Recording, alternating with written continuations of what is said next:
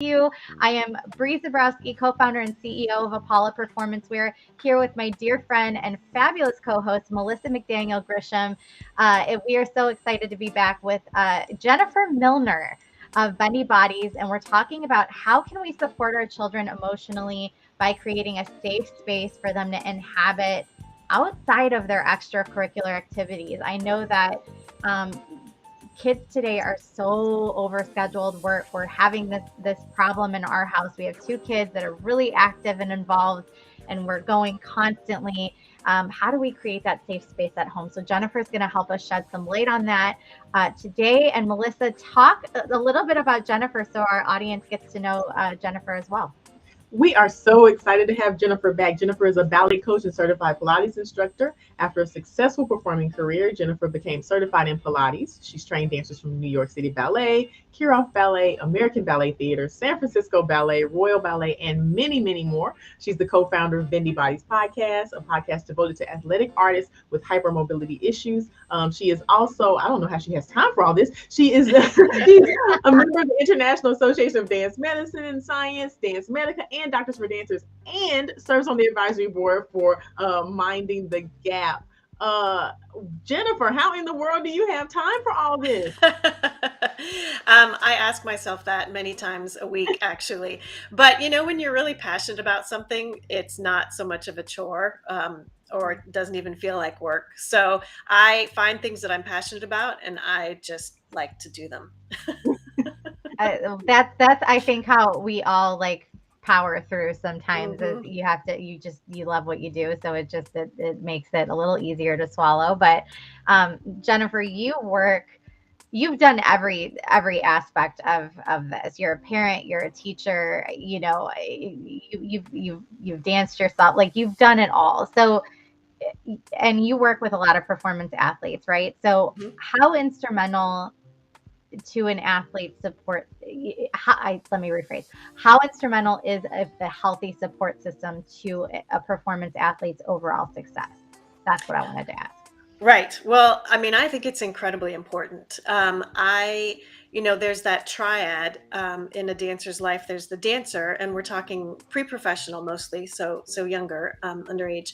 There's the dancer, there's the parent, and there's the coach. And whether we're talking about sports or dance or ice skating or whatever it is, that triad has to have some sort of healthy relationship within it. And the dancer can have emotional stress for a variety of reasons, but finding that support, it's hard enough being a kid, and then it's even harder being a teenager as you're going through puberty. But to be going through that on Yeah. a large stage in front of teachers every day, on the competition stage, on the large competition stage, summer intensives, all of that, it's incredibly stressful. So having an emotional support team or a great system is really key, I think. Yeah. Yeah, and some are not that lucky, right? So it's really important if you have a child that's passionate about something, that you figure out how to foster that for their own, their health as well as your own. Mm-hmm. But there's a fine line between pushing a child to reach their potential and burning them out completely, or even just pushing way too hard and too much, especially at the different ages, right? Like we know there's a threshold there. What are some of the signs that that line has been crossed by parents or guardians, that they've pushed too much? Well, so first of all, just a reminder, I'm not a medical health professional. So I don't hand out medical advice or say that I am an expert on any of this. I say that I'm an advocate for it. And having been in the parental spot, but also having been in the dancer spot and thinking about the things that I wish I had gotten from my parents, or that I did get that I appreciated. And then being in that unique position as a private coach, working with the dancers, it's a very different dynamic than working in the studio in a group setting. So a lot of times the dancers will talk to me, and I get to see a more vulnerable side of them Yeah. than perhaps other people do. So when I look at those things, I think it's easier to see when that line has been crossed if you're not one of that triad. So Uh, sometimes that objective eye makes it yeah. easier to see. But a big flag for me as a parent is there reluctance for them to go to dance class? Are they tired? Are they complaining about their stomach hurting? Do they always seem to be injured or talking about injuries? And one of two things are happening. Either they really are tired or sick or injured, in which case let's look at what's happening and causing them to be this way and how can we make this more sustainable. Or there are some psychological aspects going on and there's a reluctance to go, and that's not necessarily something, to me as a parent, again, not as a mental health professional, that's not something that to be pushed through. That's something to sort of be examined and say, Yeah. hey, I notice that every time Monday and Wednesday come up, those are your dance days, you don't feel good, you have a tummy ache, or you don't want to go, or hey, kiddo, we've got this big competition this weekend and you say that you don't think you can go. Like, what's happening? Let's talk about that. And I think giving the kids space to have those conversations and not assuming what the answer will be, but also not judging what the answer will be. So if they say, I just don't want to go, then for me as a parent saying, well, you made a commitment, so you have to go. That's not helpful, because then they're not going to want to tell you, right? I mean, it is true. They did make a commitment. So let's problem solve that together. Well, when we made this commitment, you seem to be interested in it and you seem to be excited about it. What's changed? Right? So trying to talk about it from an us point of view rather than a you versus them point of view. I love It's that. And helpful. that is so much harder to do than you think it is, right? It is. Yeah, absolutely it is. I'm thinking right now, the moments I failed in that as a parent already, Mhm. and mine are 6 and 9. That's a great segue into my next thought. I mean, I'm not. I am a parent now that I've gotten married. I now have a son who's 14, about to be 15, and have worked with kids, of course, my whole life as a dance educator. But as a parent who's out there listening, that goes, "Uh-oh, I think I may have crossed that line a couple of times." Yeah. Pushing them out, with the foot out the door when they weren't really ready to go. What's your advice to them? Like, is it too late to minimize the damage, or what do you suggest that they do immediately if they've realized, ooh, I might have crossed the Yeah, line? and how hard do you push that conversation if you're like trying to open up this dialogue and they're like, nothing, nothing, nothing? How hard do you push? Well, I don't have an answer on how hard do you Right. push, because I've probably screwed it up. My kids are 15 and 17. They're both dancers, and so I've had way more opportunities to mess up than you have. So on that schedule. I think the hardest thing for me, not the hardest, but one of the hardest things as a parent, but the most important for me, is to apologize to my kids and to acknowledge when I have done something that was careless or not taking their thoughts into account or just plain wrong, you know?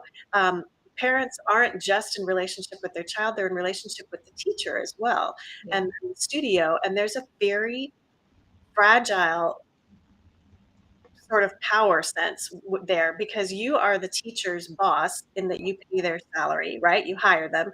But when you sign that contract and go in with them, you are agreeing to submit yourself to their authority. So you're Mm, paying someone to have authority over you and your child. So there's a mm, very strange, a lot of parents say, I don't want to tell the teacher something because I don't want them to take it out on my child.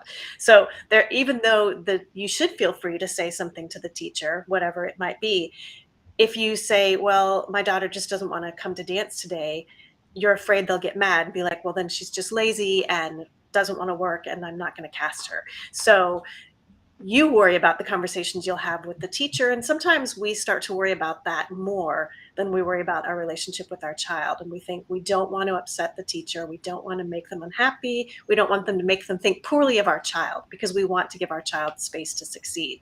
So we may tell our child, just suck it up today and we'll deal with it later. Or I don't believe you, or we may not even say I don't believe you, but I think you can do it, so come on, let's just go do it. Yeah. And then afterwards we may be like, you know what, I probably shouldn't have pushed you. I probably should have taken 5 minutes to say, hey, what's going on? Let's figure out, can you really go today? Can you not go today? So I think if you feel like you've crossed that line, giving space for the child to talk is going to be huge, and making them feel like they are able to talk without there being repercussions. and not repercussions like you're punished, go to your room, but repercussions like, well, then I'm just going to pull you from dance, right? Like, but letting them say, hey, I don't like this. Like, this class is too much. Or on Wednesdays to have tap and jazz, and I always get a big assignment in English. It's just too much. Or this teacher makes me uncomfortable, right? Or there could be, I don't like being in that trio. Those two girls are mean to me. Like, you don't know what it is and you don't know what's going on until you give them that space to have that conversation. And I don't always do that. I fail at that myself. So when I do fail, having the humility to be able to go to them and say, hey, mommy failed, mommy messed up, what can I do better next time, right?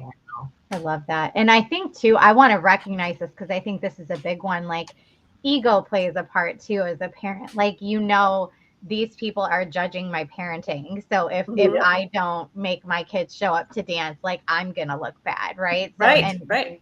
I'm going to look like I don't have control over my household and my kids and my whatever. And you worry about that judgment as well. So Absolutely. I hear you saying prioritize, try to remember to prioritize your child over all those other things and the health and well-being of your child. And of course we all want that as parents. We love our children more than anything, but that gets lost sometimes in all the demands and expectations of society. So I want to call that out and recognize that as well. Yeah, and I think go ahead. Jen. I think there's space to say, hey, like, we have made this commitment. Let's try to finish this out. And if it is something that, you really have made that commitment, they're not in a physically threatened position, right? They don't have a big injury or something, and say, hey, let's finish this and then let's talk about it. And then when the next year's registration comes around or the next semester comes around, you can say, hey, you really loved this for the first month. And then you didn't love it, or you loved taking the classes, but every time we had to go to a convention, it was like pulling teeth. Or you loved going to the conventions, but you hated going to the classes. So let's talk about what the expectations will be for this semester. And do you think that it's something that you're interested in doing, right? Because we have to know we're going to be in it for this amount of time. I had this parent. I loved this parent. This parent had a really great grip on their household, their kids, and it wasn't always perfect, but I love that they did this. So every year at the end, they would go through the competition year. And every year at the end of the year, after the last competition, they would take time as a family to sit down and talk and go, how did you feel? Where are you at? Take the temperature and not just assume that this kid wanted to do the exact same thing this next year, and, reestablish what the commitment is for the family and for the kid themselves. And I just thought it was it's such a small, but big at the same time thing that you can do to really, put that in their hands and make that their own decision. Right. Absolutely. And I think the time to do that is right after it ends. And I also encourage teachers to do that as well. I know it's really hard to ask for feedback, but as a studio owner, I would send out a survey, make it anonymous at the end of the year and say, what did you love about this year? What did you think was too much? What was not enough? Because when you're coming back in the next year, you've had a rest, you're ready for the fresh season. But if you talk about it right when everybody's exhausted, they can be like, 6 weekends in a row was too much, or could we do more of this kind of class? And I think the same with your children. When you talk about it right at the end and say, okay, looking back, what did you think? How did you love it? I think that's a great idea. Yeah. Thank you. Okay, thank you so much. For those of you who are just joining us, we are talking to Jennifer Milner about how we can support our children by creating a safe space to inhabit outside of extracurricular activities. This is an important conversation. Jennifer is speaking from a perspective of an educator and a parent and a dancer, and just a wealth of knowledge that she is coming with. If you're watching, please like, share, and subscribe, regardless of where you're watching or listening from. We would love to have this episode shared as widely as possible. I want to talk about what this emotionally safe space looks like, Jennifer. So what does it look like for a performance athlete? Describe what you would think from your perspective is an ideal safe space for them. I think one where, as a parent, I want to make a space that the children are going to feel heard, right? That they feel like they can talk to me and they can have those discussions. I want to give them opportunities. So I want to provide them with opportunities, see what they say yes to, see what they say no to. But sometimes kids come and say, hey, can I try this? And you're like, oh, no. It's just one more Totally. thing. We Totally. do this, right? Right. But say, what are you interested in about that? Like, what excites you? Yeah. If you want to try ice skating, let's go to open skate for a month first. And if Yeah. you still think it's fun, then let's try ice skating. So we want to provide them with opportunities. And a lot of times it's hard for kids to ask for things. It's hard for my kids to ask for things because they're afraid I'm going to say no. Because when I'm like so frantic and hectic, I usually do say no. So I've learned that when they ask for something, I need to listen, and I need to say, what are they really asking for? And how can I provide the opportunity to say yes without just piling meaningless stuff on there? So if they ask for opportunities to take more privates, well, let's talk about that. What interests you in that? Well, Ashley takes all these privates and she's really good. Okay, so you want to improve. Okay. Or, well, everybody takes privates and I feel stupid because I don't. Like, it's the cool thing to do.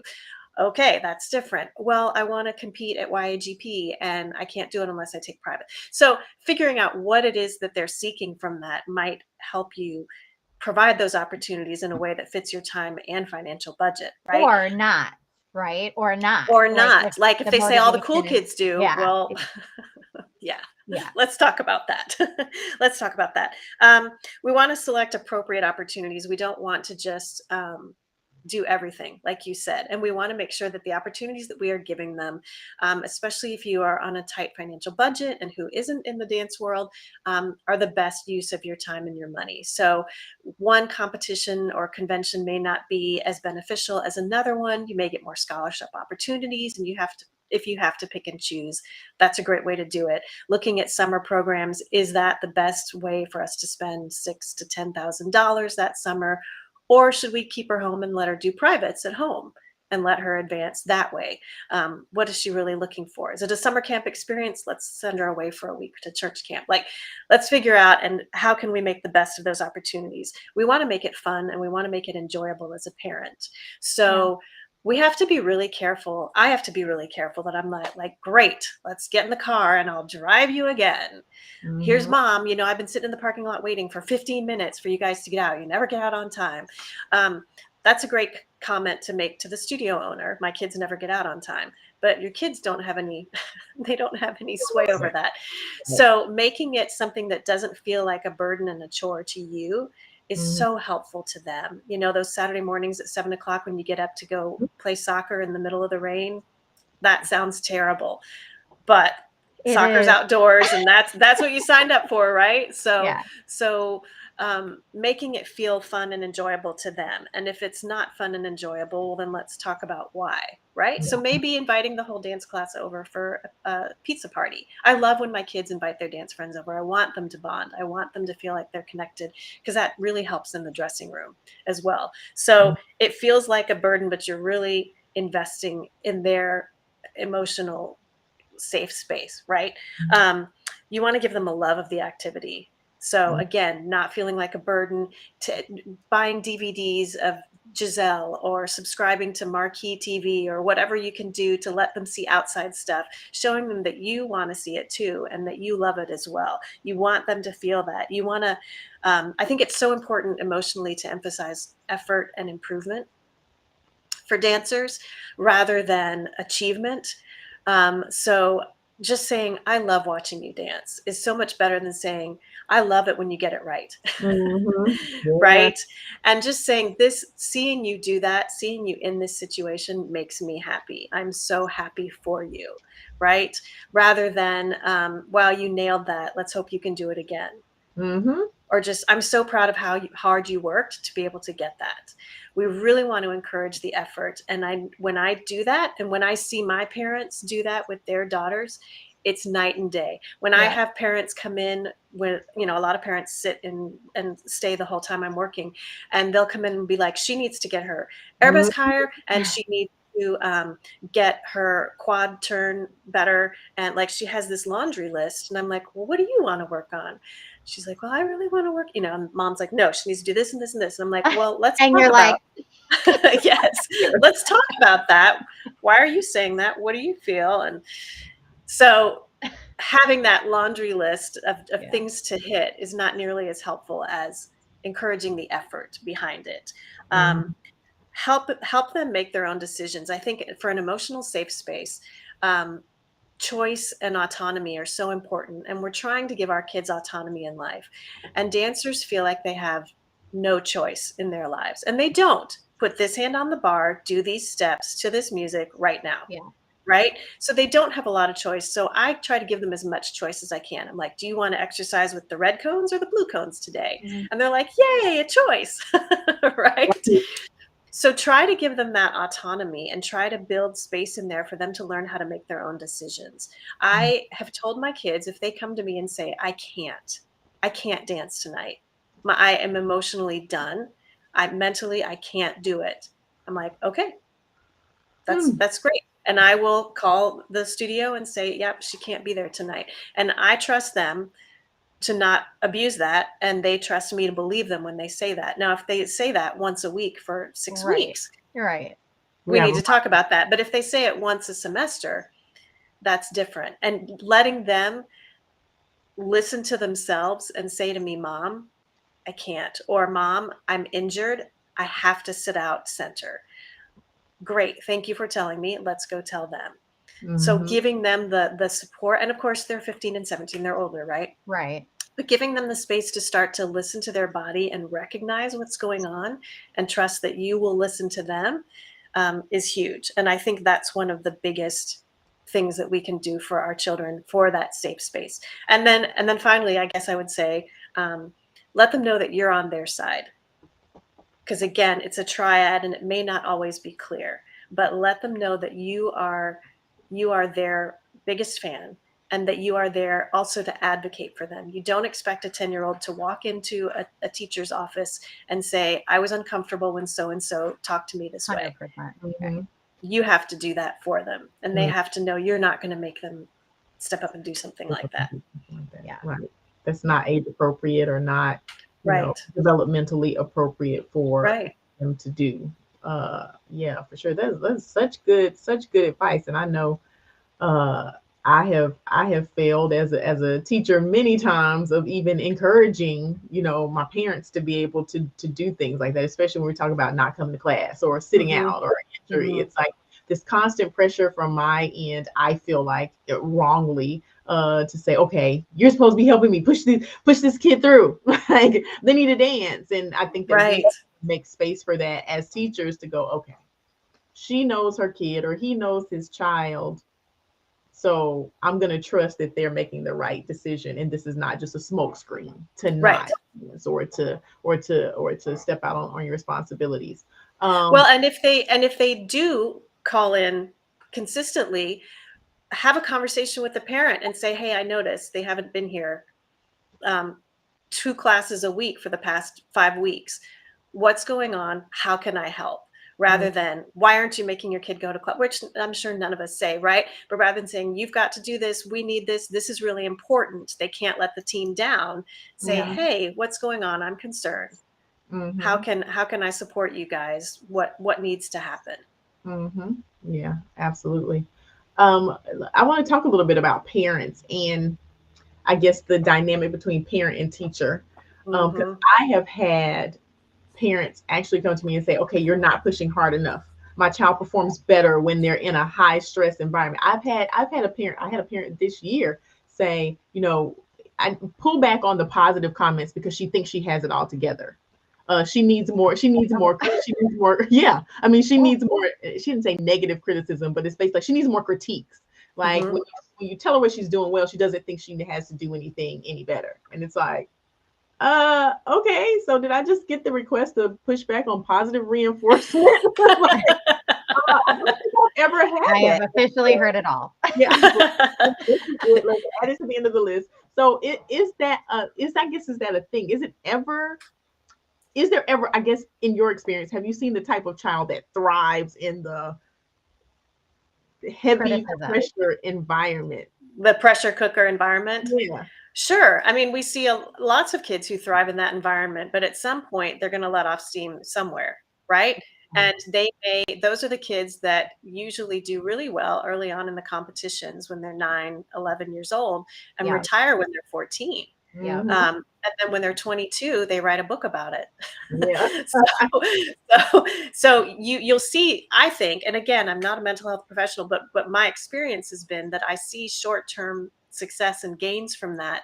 But we're not just shaping a great dancer, we're shaping humans.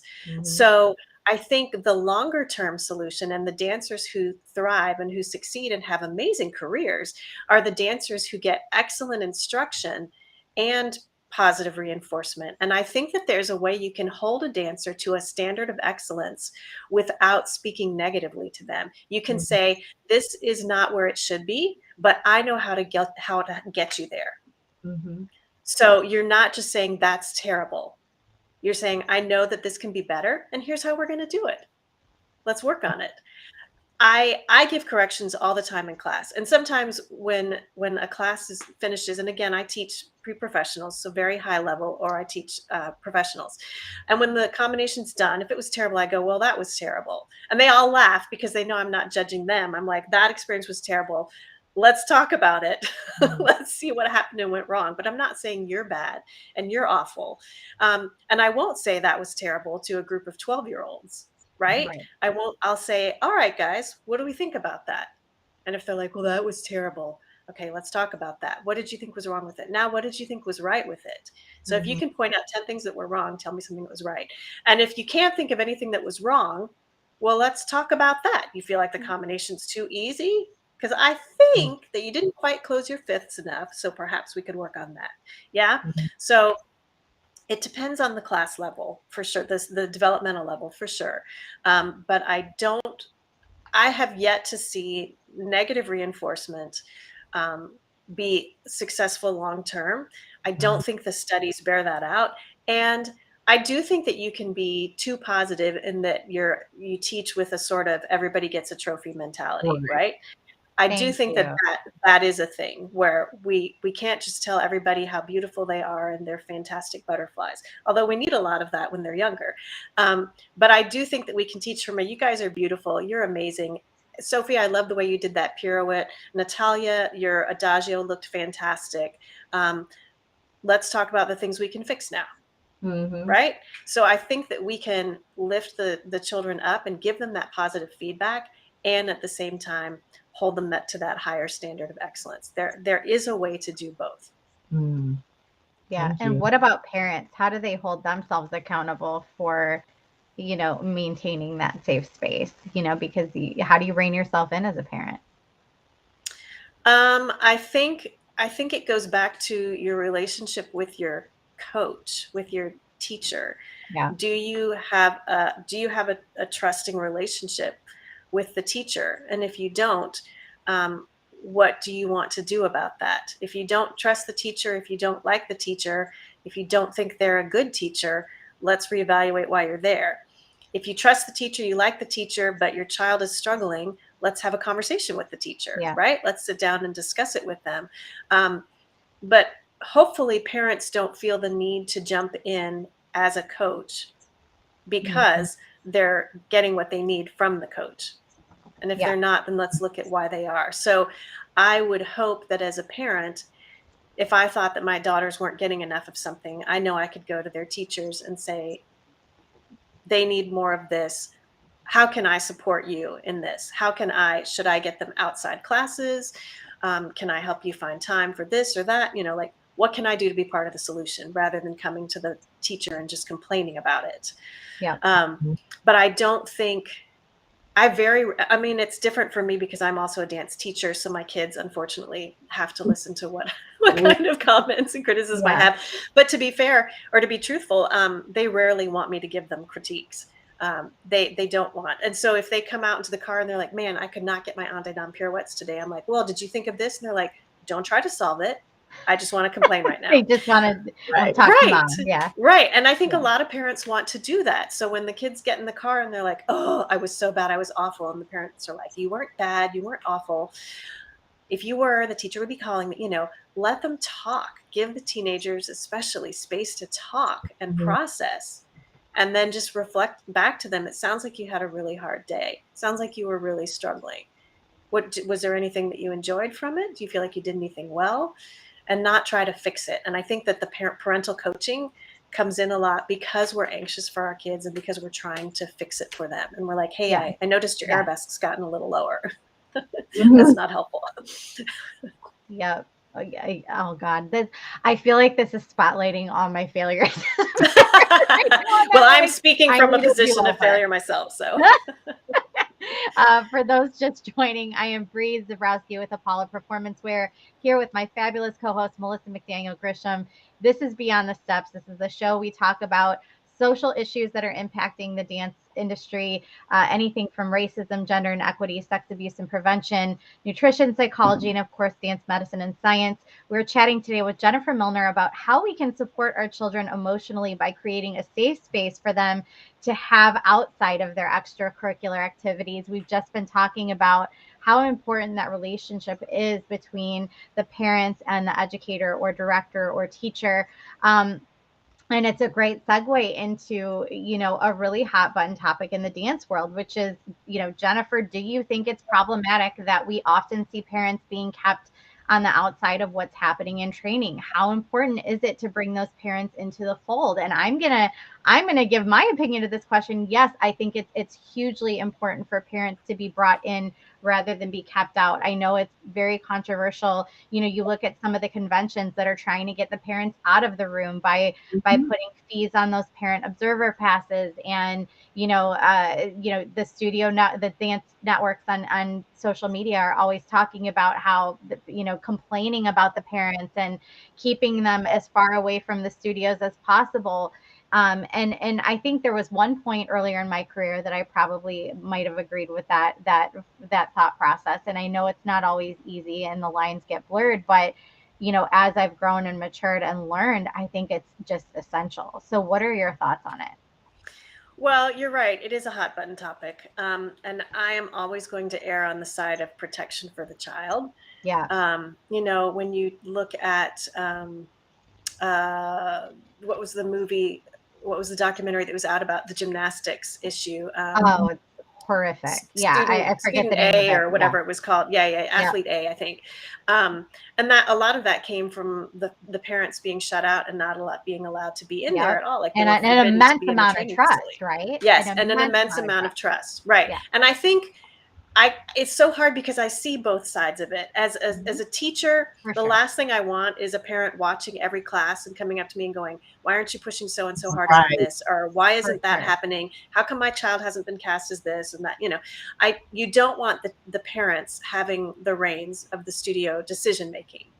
And having too much access and too much information can have that effect. In addition, having the parents be too visible and watching too much can have an effect on the dancers. The children will be constantly distracted by seeing the parents and dancing for the parent, or worried, and the parent might be like snapping and pointing and like trying to talk to them without talking, to get them to focus. Again, younger dancers, the older parents or older dancers probably just roll their eyes. But we need a place where we can do our work as teachers. We need that space. At the same time, there has to be transparency.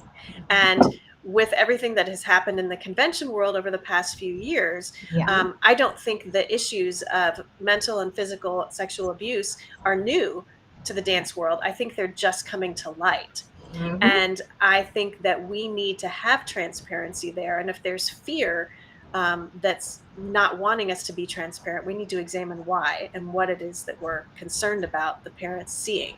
So I don't know about parents having to pay, I'm not super into the competition world, but having to pay an observation fee and such. And I can understand not wanting a bunch of parents standing around when there's a limit to how many people can be in the room, that sort of thing. But perhaps, cameras would be helpful, and being streamed to a space where the parents can observe and listen if they want to, because a lot of it is listening and hearing how the teachers talk to the dancers and hearing some of the really appalling things that people sometimes say to the kids. I wouldn't want my children at a space where I don't trust the teachers and don't trust them to be alone with them. At the same time, the best teachers know it's really not a good idea to be alone with the dancer anyway. So if you're rehearsing a private, that door should be open, or there should be a lot of windows. Um, and so for the teacher's protection as well, I Yeah. think, and I think the key to all of this, I think the key to so many issues between parents and teachers is communication. Communication. You're absolutely right. Communication. And sometimes we're afraid to say why, right? We're afraid to explain our casting because we don't want to hurt the parents' feelings and say your daughter just wasn't ready for it. But if we can say that and say, I didn't feel she was ready, I would love to work with her on these steps and then help her get ready for something bigger next year, then everybody would be happy, or at least happier. Being able to communicate and say, parents, you're too much. Step back 2 feet, right? Yes. Just having the freedom to be able to say that, say, I love your hearts. I love that you want to be in here and watching. I need you to pick one night a week to be standing in the doorway, and y'all can rotate or whatever. But feeling the freedom to be able to say that, and the parents not be like, well, they can't tell me what to do. I paid for, it goes back to that power I think dynamic. it's achievable to have both. And I will say this was something in the last program I ran, I think we did really well, right? We had that open door policy, but we had those meetings multiple times a year where the expectations were laid out, that like on my end, it was very organized and presented, and they knew exactly what to expect.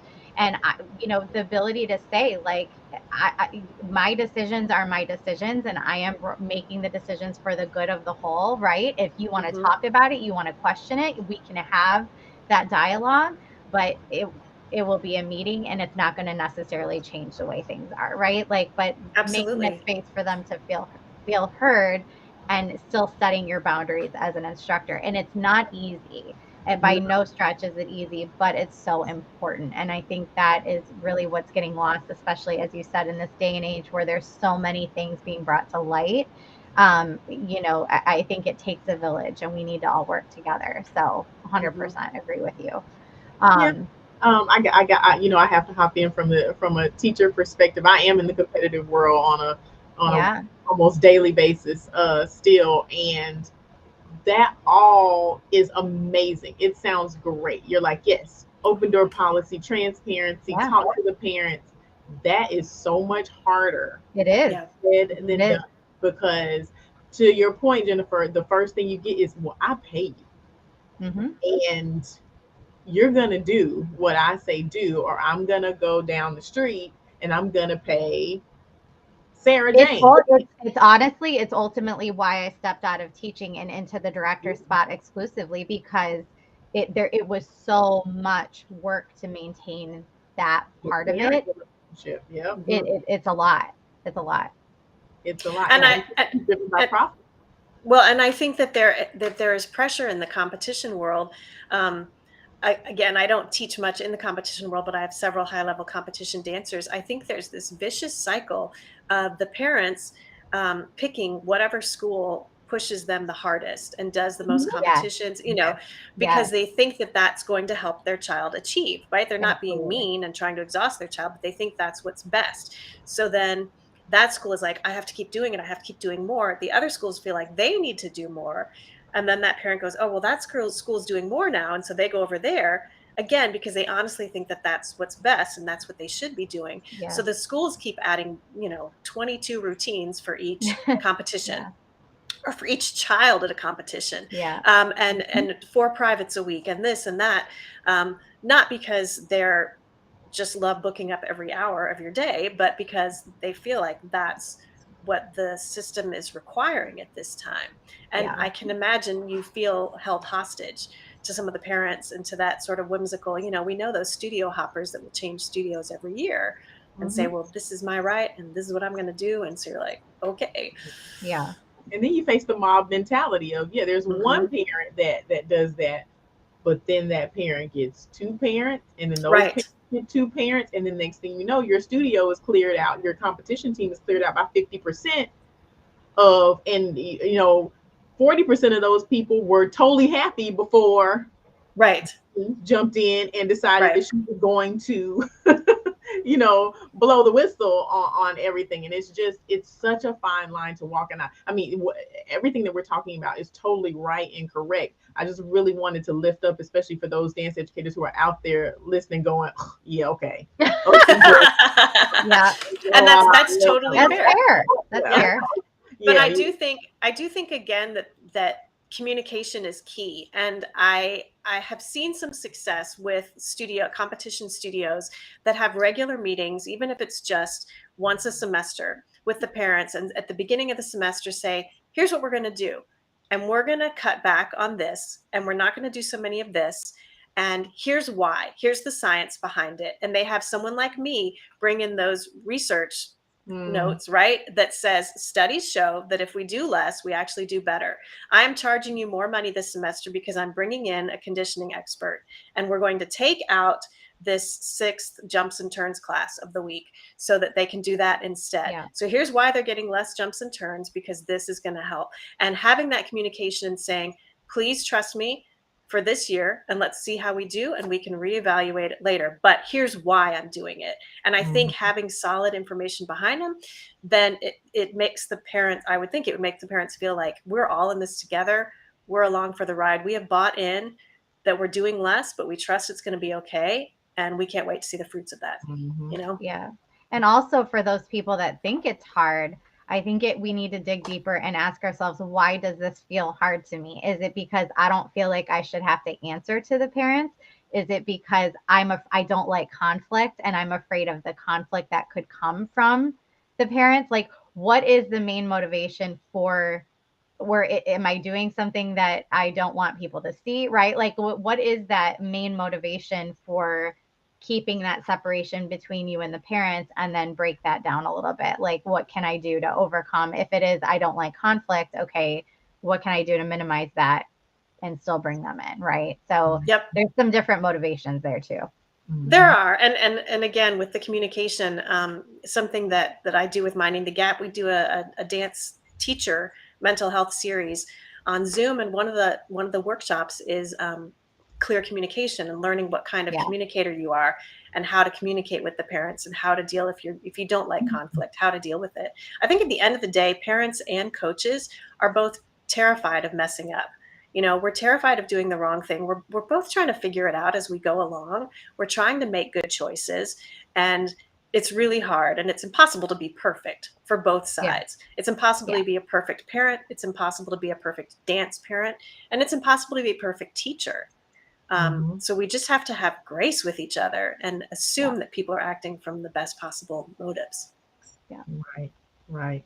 What are some of the biggest challenges, Jennifer, if a child does not have an emotional safe space outside of their extracurricular activities? What have you noticed of students who may not have these things, the elements of a safe space that you listed earlier? What are some of the effects of that?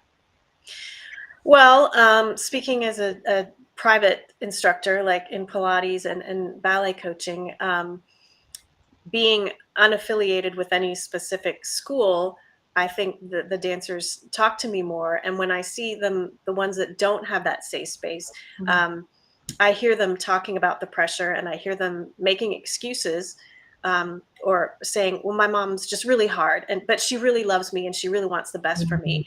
And so you see that fear of even being able to express how they feel in that. And they're going to find an outlet one way or another. I have many dancers with eating disorders, some who are in clinics. I have dancers who have issues with self-harm. I have dancers who have been on suicide watch. It's a pressure-filled situation. And I think if we can't give them that emotional support, they're going to find an outlet somewhere else, whether it's acting out or sneaking out of the house, or something that's going to be more self-harmful and self-medicating. Yeah. I want to go to homework, Melissa. Are we ready for homework? Yes, absolutely. Yeah. So Jennifer, as you know, we like to give our guests homework, just a way that they can make progress related to the topic we're discussing. And so what is your one homework challenge for everybody watching, or that will be watching, for them to accomplish and make progress in the next 7 days? That is a great question. And I would say whether you're a dance educator or a parent, I would say try to ask more open-ended questions and give your kids space to start to feel like they can share with you. As a parent and as a dance teacher, I think it's really helpful. As a dance teacher, sometimes I walk into class and I say, how's everybody feeling? Good? Great, let's go. And I don't give them space to actually tell me. I tell them what I expect them to say, right? I'm like, you are good. I don't have time for this. So give them that open space to have or open-ended questions, especially as a parent. How are you feeling today? What did you think of dance? Rather than saying, was dance good? Right? What did you think of dance? What was something that you learned that you really loved? And let them just start to talk. And then if they don't want to talk, say, hey, I'd love to chat with you about this sometime. When's a better time? Well, I'm just hungry. Okay, we'll talk after you eat.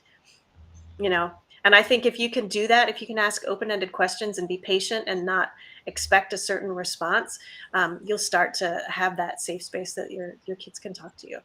I love that. Manage our own expectations as well, which is not easy. So thank you for that. So you have your homework from Miss Jennifer, and from us, we always have the same homework, but it's important homework. It's Take That Steps Initiative course. It's a online curated course. Every module has been curated by experts in their field. It's a course that you can take at your own pace, and it's going to give you modules on racism in dance, gender inequity, sex abuse and prevention, nutrition, psychology, and of course, dance medicine and science. You can take this course absolutely free, and we're going to pop that in the chat for you. Jennifer, how can people get a hold of you? Do you consult with studios? Do you just talk a little bit about what you can offer and how people can get a hold of you? Well, I do one-on-one coaching mostly. I do it on Zoom as well, but I also do workshops with studios and with companies.